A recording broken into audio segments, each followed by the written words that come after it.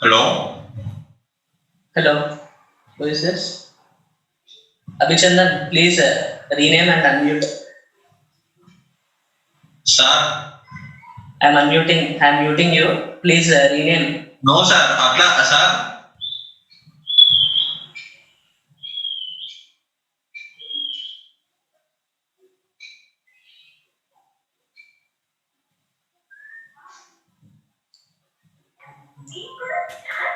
P6, Sir, why did you raise your hand?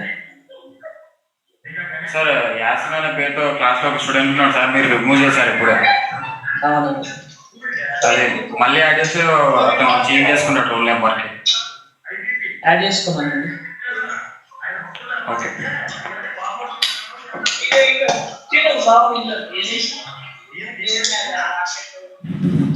Please Harsha A. Please log in with your name. Change your name.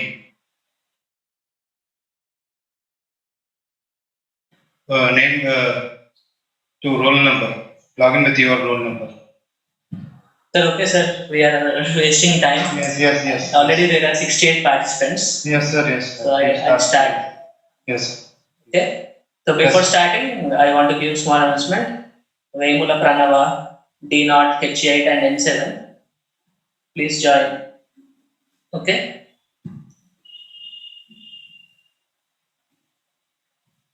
Please join with your audio. Vemula Pranava, please rename. Okay, let it be. I'm starting my class. Okay. Unit 5 Dynamic Analysis. So in Unit 5 Dynamic Analysis, you will be learning about the dynamic equations. You will be learning about mass matrix and eigenvalues, eigenvectors, mode shapes. Okay. You will be dealing with only 1D analysis of bars and beams. Okay. So let's get started. So welcome to the second day revision classes of FEM. Okay. So I hope you all are listening. So what do you understand by the dynamic analysis? So in unit number 1, unit number 2 and unit number 3, we will do static analysis. So in this part, we are doing dynamic analysis. So what is the difference between static and dynamic? So static means loads are not changing with respect to time. Like loads are quasi-static. Loads are applied gradually in static analysis. Coming to the dynamic analysis, where loads are varying with respect to time. Okay. Suppose there is a bar, you are applying load on that bar. Okay. So that load is varying with respect to time, and that deformation due to the applied load is varying with respect to time. Okay. So if I want to tell definition, dynamic analysis is the calculation or understanding the behavior of a system subjected to time depending loads. Okay. Loads, for example, loads are applied suddenly. Generally, if a solid body is deformed and suddenly released, okay, it tends to vibrate about its equilibrium position. Okay, generally all the dynamic problems are analogous to the vibratory models. Okay.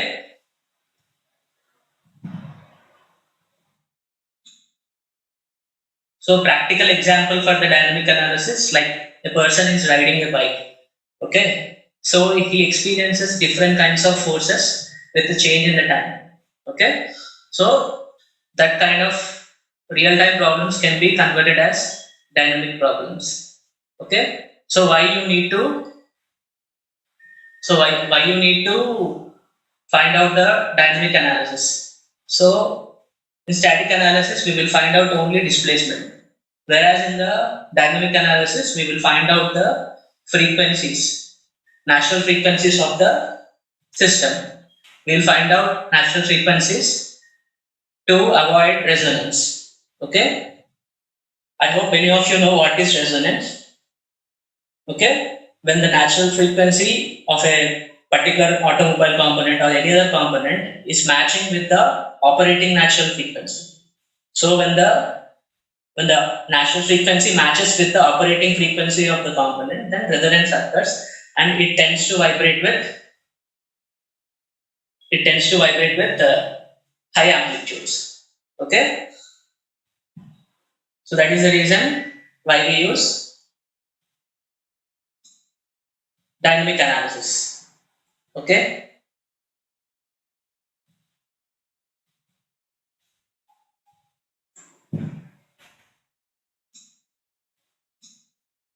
So all of you please raise your hands.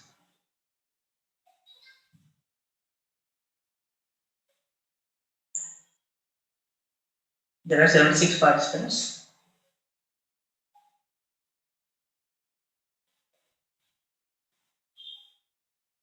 Okay.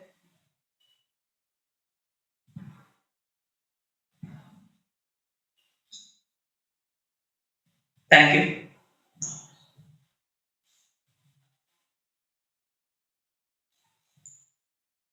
So that dynamic analysis deals with the problems which are varying with respect to time.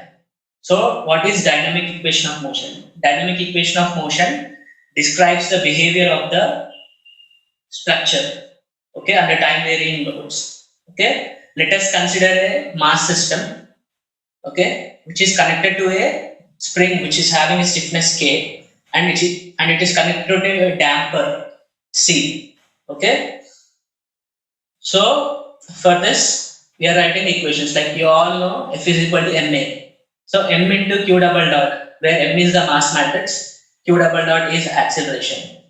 Okay, whereas c into q dot is the damper equation, whereas k into q is the stiffness matrix and displacement. Okay, this is the dynamic equation of motion for a mass system which is connected to a spring and a damper, and load is applied with certain variation of time. Okay, so this is the dynamic equation. I repeat again, dynamic equation gives the behavior of the element. Okay, so let us see the types of vibrations. Okay, different types of vibrations. Wait a minute, I want to give small notice to co-host. Okay, Sir, sir, tell me. please remove. Wait, sir. Already I have removed him. Who is raising his hand? I Okay. think it is not necessary, right? So annoying, sir. See, I want to make this clear to all of you. If you feel like this class is useless, you can leave it. Okay, those are interested only can listen to the class. Okay, it's not mandatory class. Like it's not like classroom teaching. Anybody is interested can be here. If anybody is not interested, they are welcome to leave. Okay. So all of you please see this equation, m q double dot plus c q dot plus k of q is equal to p of t. Okay, this is the dynamic equation. Okay, so when the load is suddenly removed, okay, for any system, if the load is applied and suddenly removed, that kind of application is called free vibration. Okay, so if you neglect the damping effect, anything opposite to the vibration is called damping. Okay, so if you neglect damping and the load is suddenly removed, then that kind of dynamic equation is called undamped free vibration equation. So in our syllabus we deal with only free vibrations. Okay, we deal with only undamped free vibrations. So that is the reason why I am focusing only on this equation now. Okay, before jumping into the actual topic, I will explain about types of analysis. Okay, based upon the different assumptions like mass, damping, stiffness, load vectors, there are different types of analysis. Okay, static analysis is one type of analysis in which the loads are applied slowly and the response is very slow. So it is called quasi-static process. Anything which is slow is called quasi-static process. We have only stiffness, displacement and load. Okay. So this is the static equation.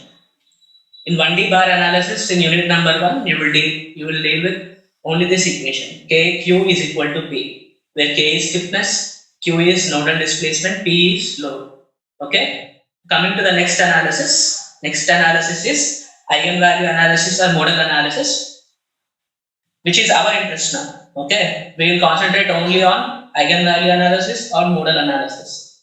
In this kind of analysis, load is suddenly removed and we are neglecting the damping effect. So the equation will be mq dot plus k of q is equal to 0. Okay.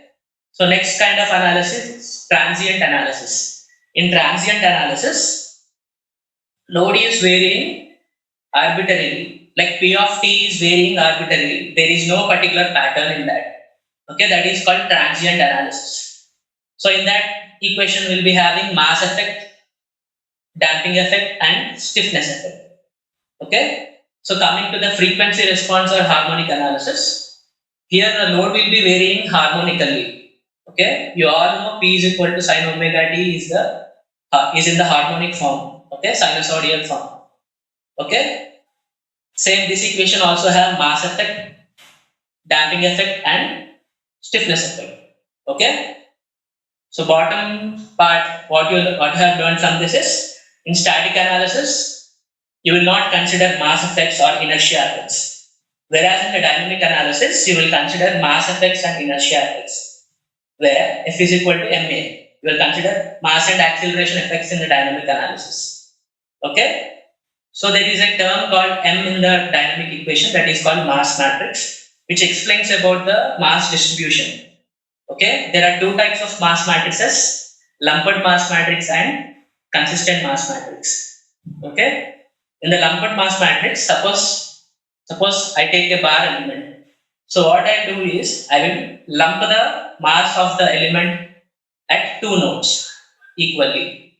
Okay. Whereas in the consistent mass matrix, while deriving the equation, okay, we use the shape functions which are used to derive the stiffness matrix. Okay. So that is the major difference between the lumped mass matrix and the consistent mass matrix. Okay. So in the lumped mass matrix, you'll be having only diagonal elements. Okay, all the remaining elements are zeros.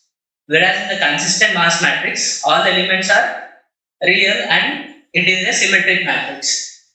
So what is the advantage and disadvantage of having lumped mass matrix and consistent mass matrix? So if you are using a lumped mass matrix, calculations are easier because a lumped mass matrix has only diagonal elements. So calculations will be easier. Okay, but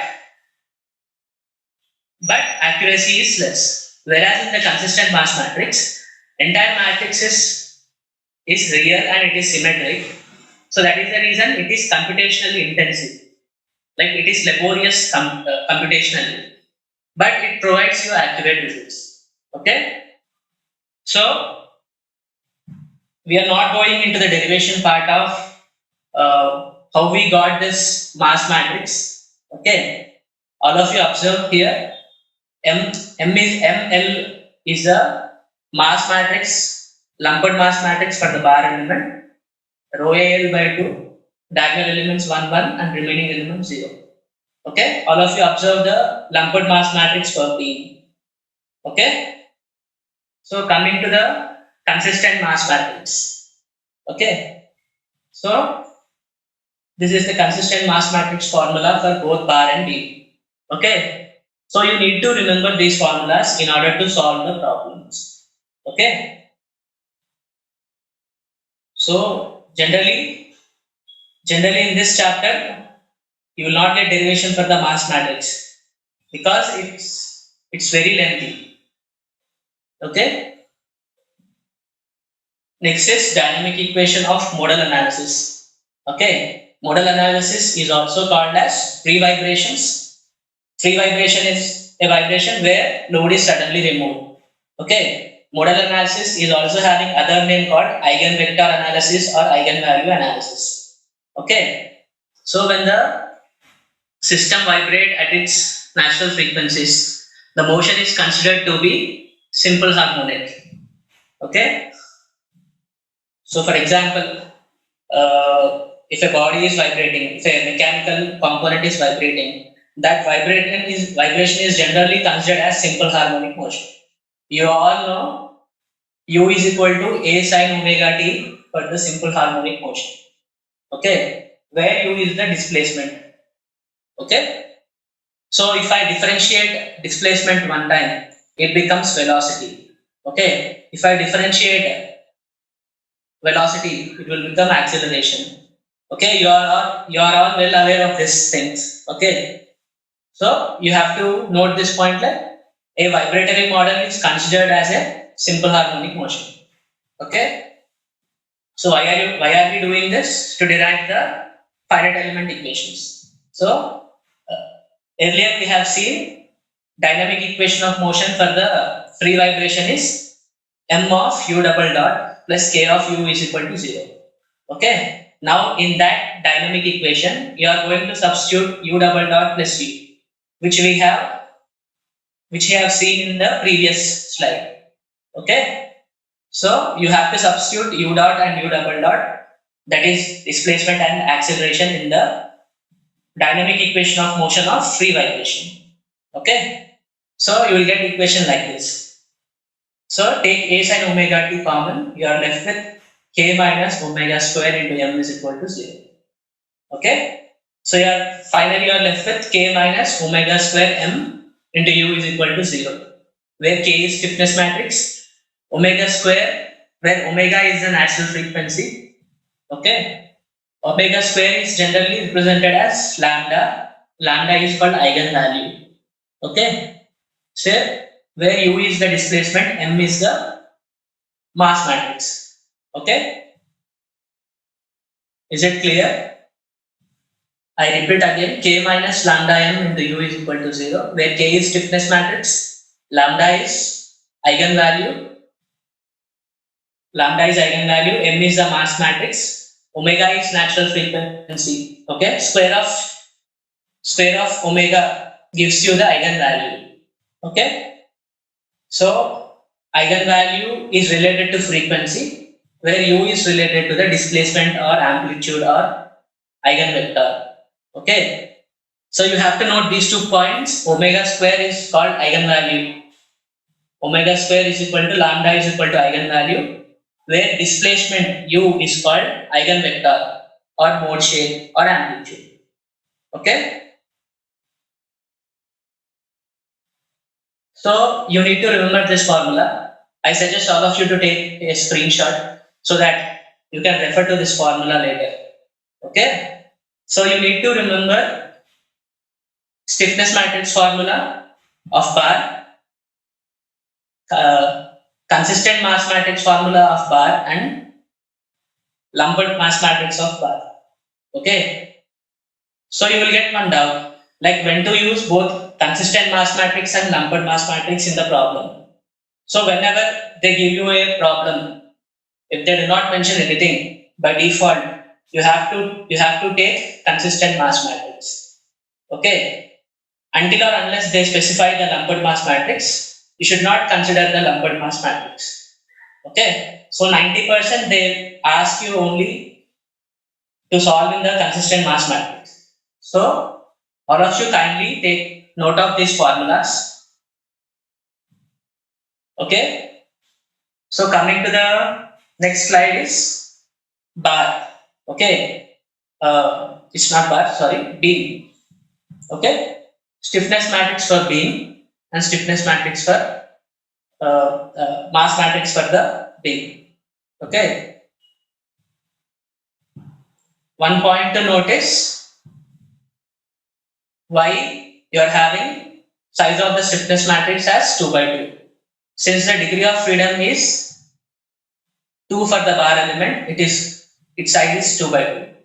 Since the degree of freedom for the beam element is 4, you have 4 by 4 matrix here. Okay.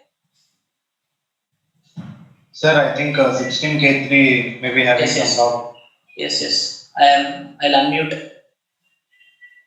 Hello, K3, can you hear me? In the meantime, all of you please note down the formula for the beam. I have unmuted K3.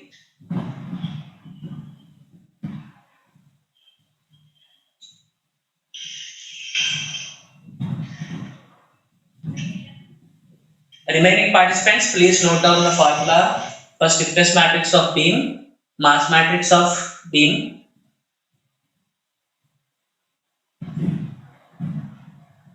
Okay. Instead of noting down, taking screenshot is the best thing, I think so. Okay. I think K3 is not available, so we'll continue with our lecture. So, next thing is the problem. Okay. So, I think K3 raised hand again.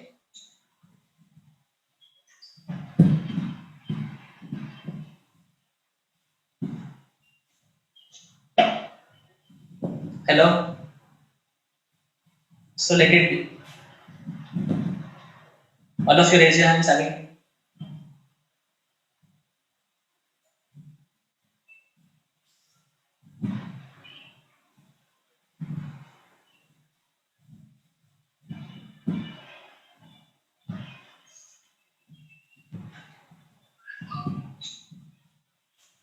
Okay, thank you.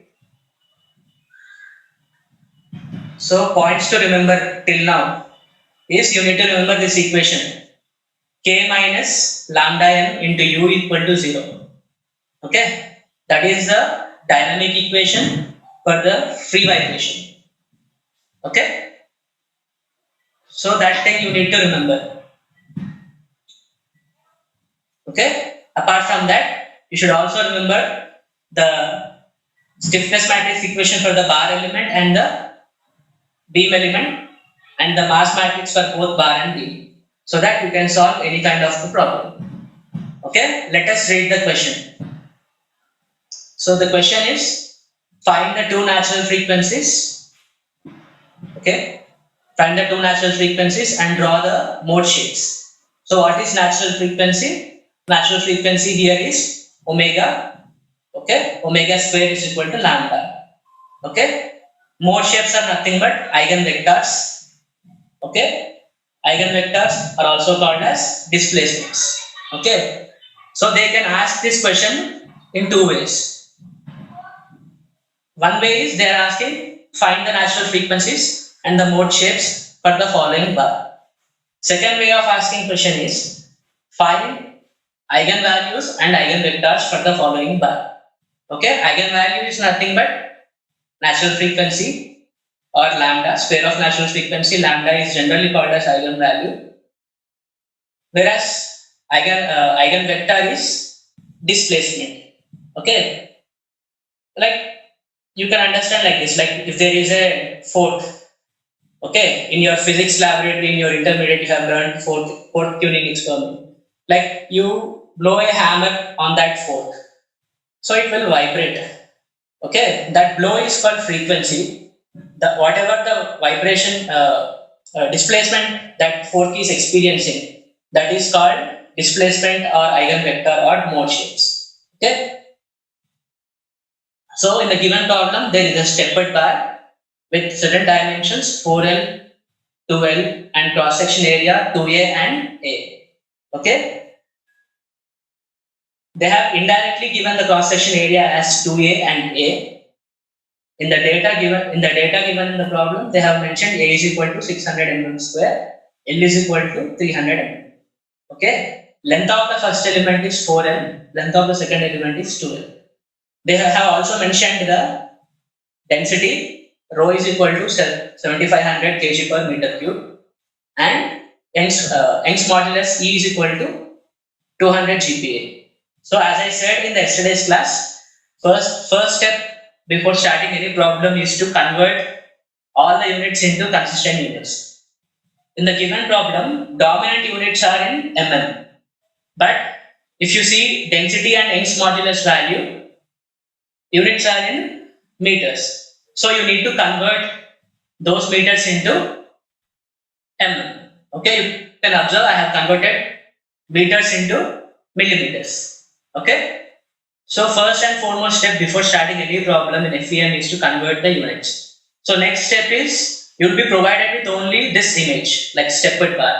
You need to convert that stepped bar into the finite element model. Like that is elements and nodes. Okay, first node, second node, and third node. Okay, there are 3 displacements at 3 nodes. Okay, so after doing this, you have to start your actual solving of the problem. Okay, so for a bar element, at each node you have only 1 degree of freedom.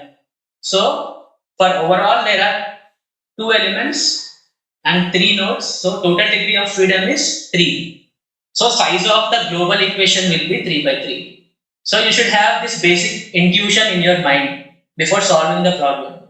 If you do not know what is the size of global stiffness matrix, there is a very high chance of making errors.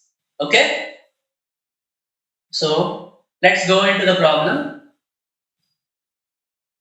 As I said earlier, you have to know this formula K minus lambda m into u is equal to 0. Okay, I am writing K minus lambda m into u for element number 1. Element number 1 is having 2 displacements u1 and u2. Okay, so for element number 1, K matrix is a1 e1 by l1 1 1 minus 1 minus 1 minus lambda rho a l by 6 2 2 1 is the mass matrix. Okay, now you substitute areas. A1 is equal to 2a, E1 is equal to E, L1 is equal to 4L. Okay, similarly for element number 2.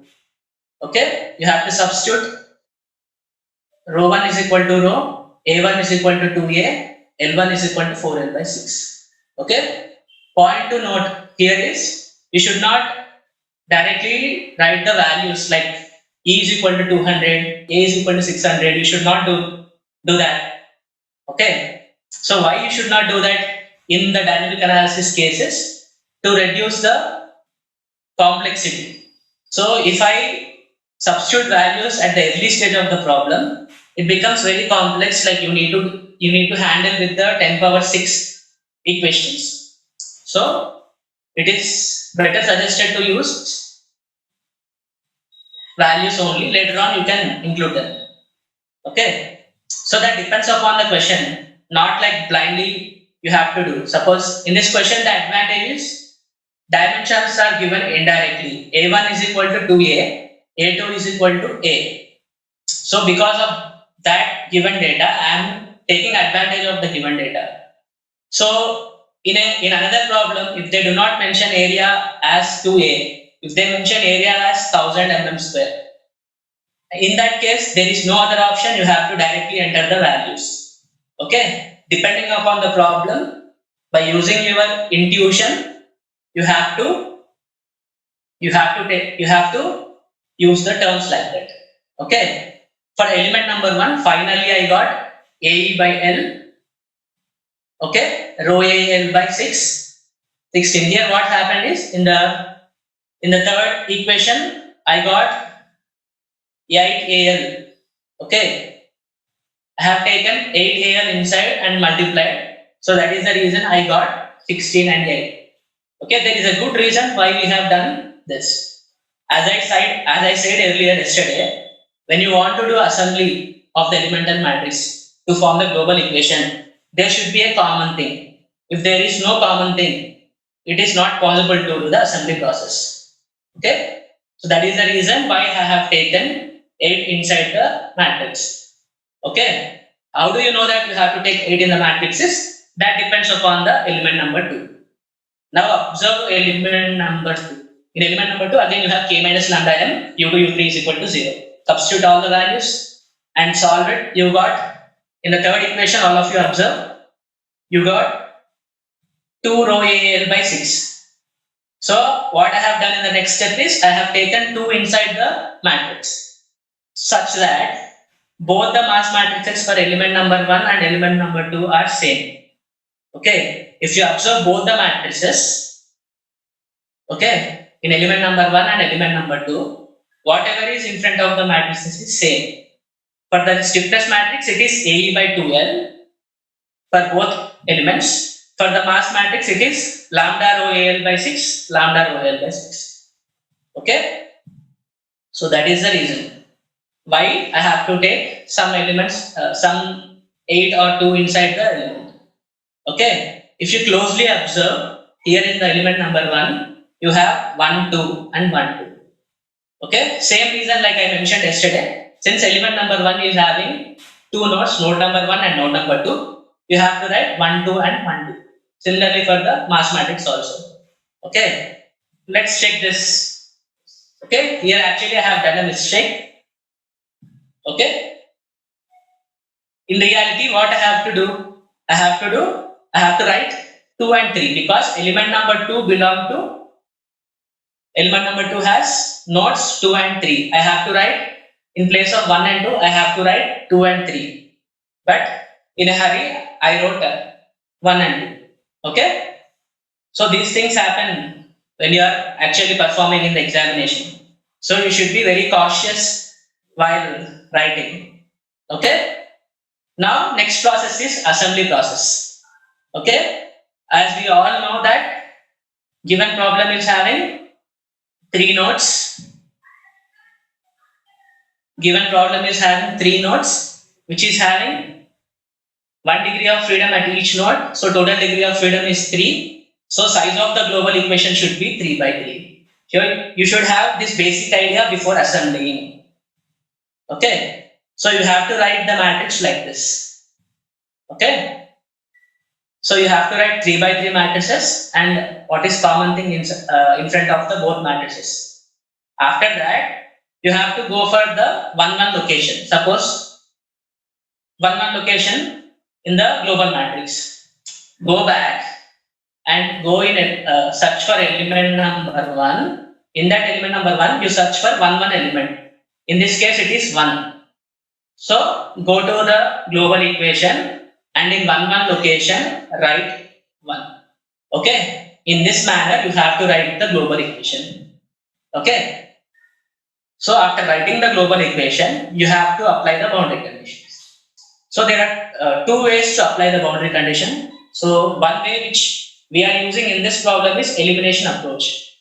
In elimination approach, we take the advantage of the geometry. So what you observe when you see this stepped bar, one end of the stepped bar is fixed. So it is understood that at that particular location, displacement is 0. So at that particular location, at that node, u1 is equal to 0. So you have to cancel that row and that column. I repeat, according to the elimination approach, if a particular node is fixed, displacement at that particular node will become 0 and you have to cancel that row and that column. Okay? In this case, node number 1 is fixed.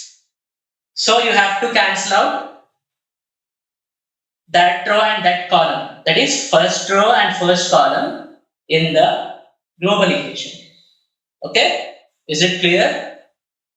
I repeat again, node number 1 is fixed. So displacement at that particular node is fixed.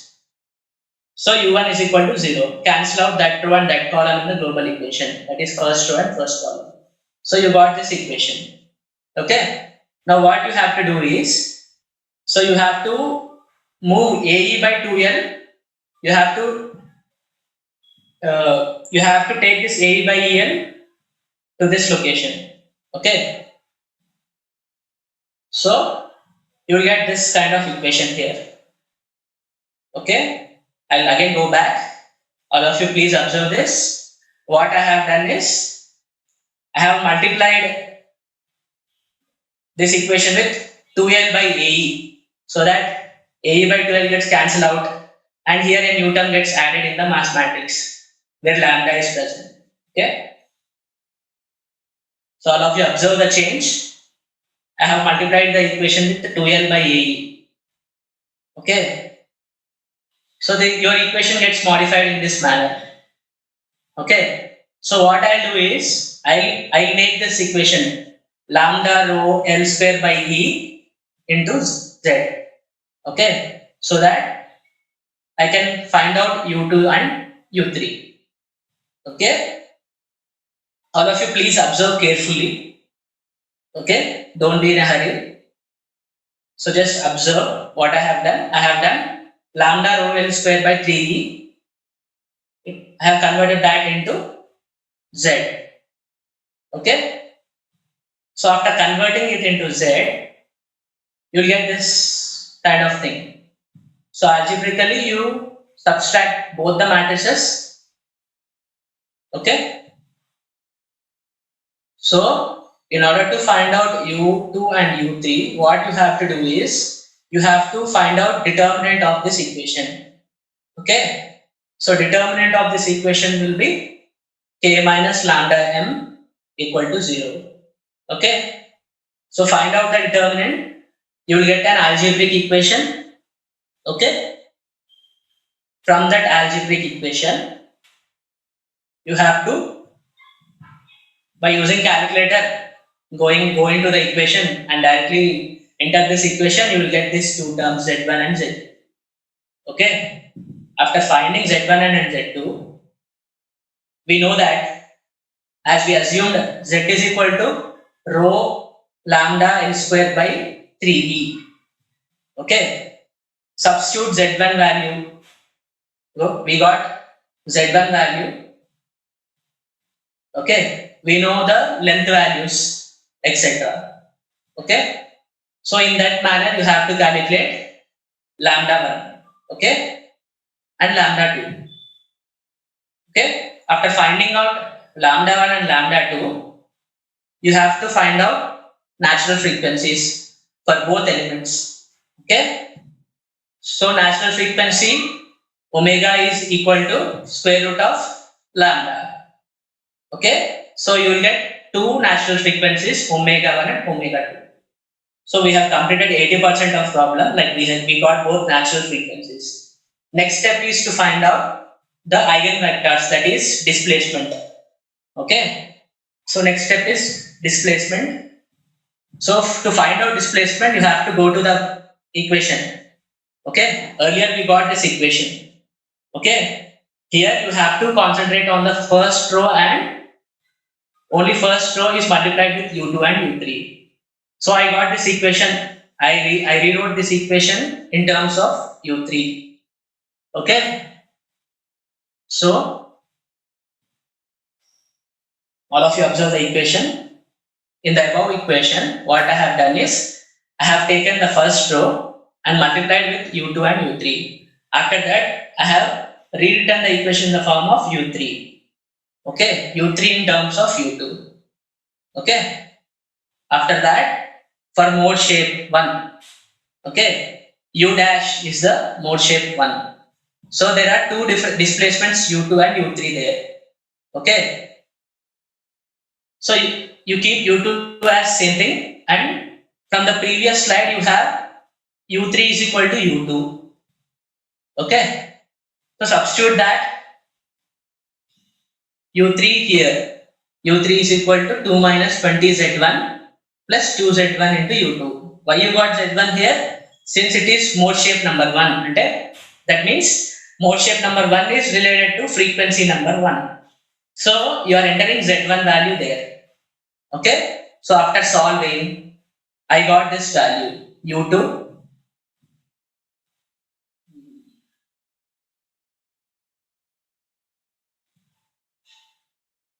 okay, I got this value. Mode shape number 1 U dash is equal to U2 of 1 into 1 minus 3.06. Okay.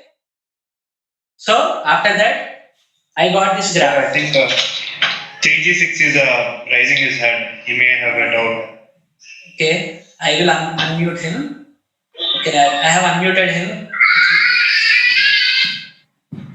Those who have unmuted, please make sure that your environment sound is okay.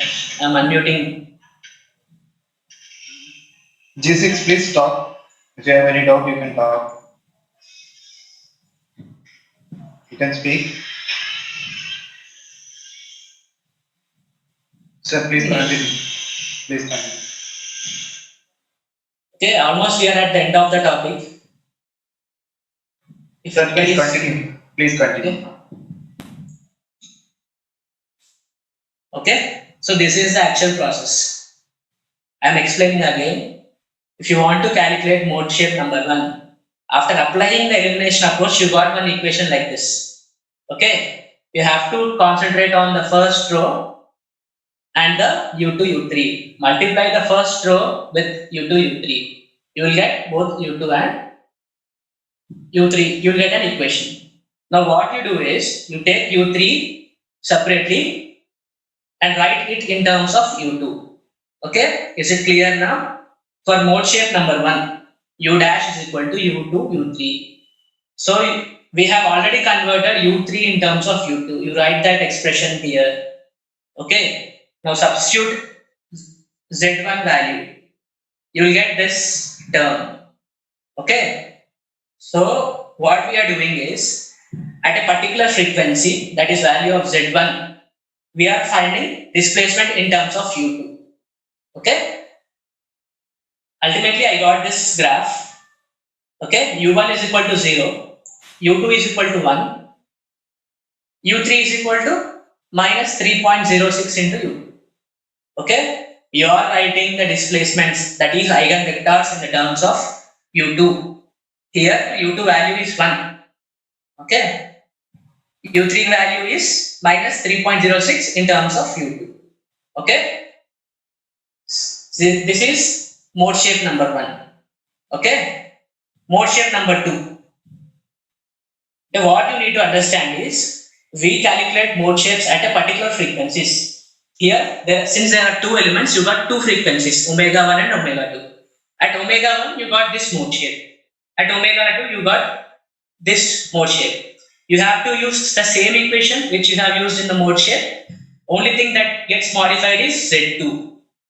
Okay, you have to write the Z2 value. After solving that, you will get equation like this. After getting the equation, you have to sketch the mode shapes. U1 is equal to 0, U2 is equal to 1, U3 is equal to 1.23 into U2.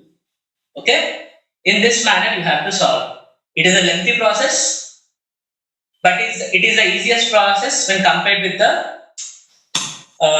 truss, beams, etc. Okay,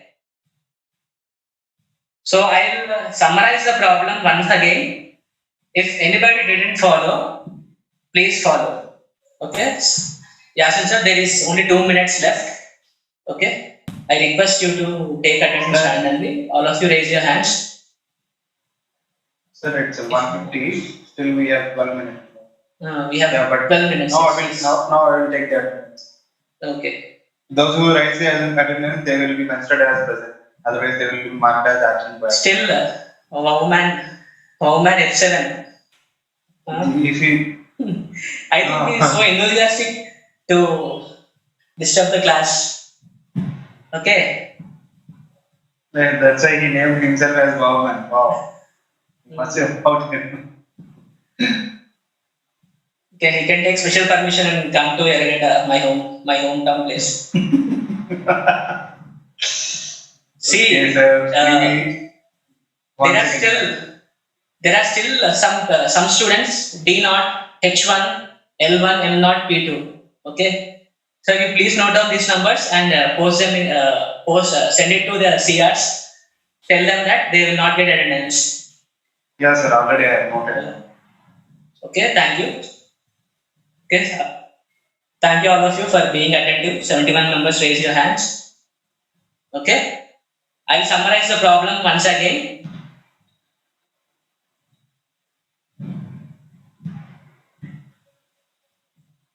There is a steppered bar which is fixed at one end.